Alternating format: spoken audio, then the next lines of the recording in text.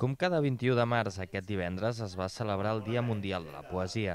A la nostra ciutat, el Servei Local de Català va organitzar, en col·laboració amb la Biblioteca Josep Soler Vidal, una sessió en la que aquest gènere literari en va ser el protagonista.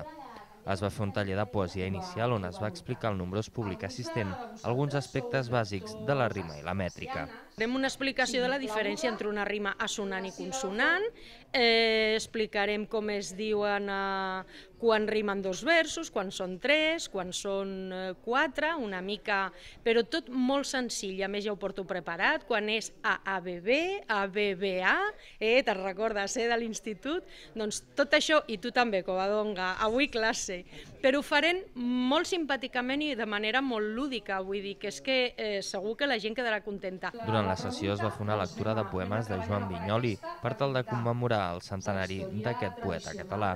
Tot plegat busca l'objectiu d'acostar el públic a un gènere que de vegades té fama de massa complicat. És per a tothom i pot ser tan senzilla, tan difícil, tan complicada com un vulgui, perquè són els sentiments de les persones.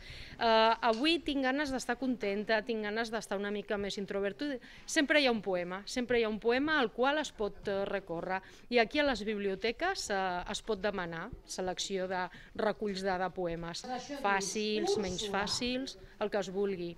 Les biblioteques són molt més que un concentre on aconseguir llibres, són centres de cultura, de civisme, d'oci intel·ligent, com ho demostra un acte com aquest, que en principi els tòpics ens indicarien que hauria de ser força minoritari, i és un acte que, Déu-n'hi-do, l'afluència de persones, i que demostra que a Gavà tenim moltes persones amb ganes de fer coses, amb ganes de fer cultura. És un gènere que normalment costa bastant que la gent vingui i que s'apropi al que és la poesia, però aquí té bastant d'èxit. Ve bastanta gent, als 3 anys ha vingut bastanta gent. Estem molt contents amb aquest aspecte.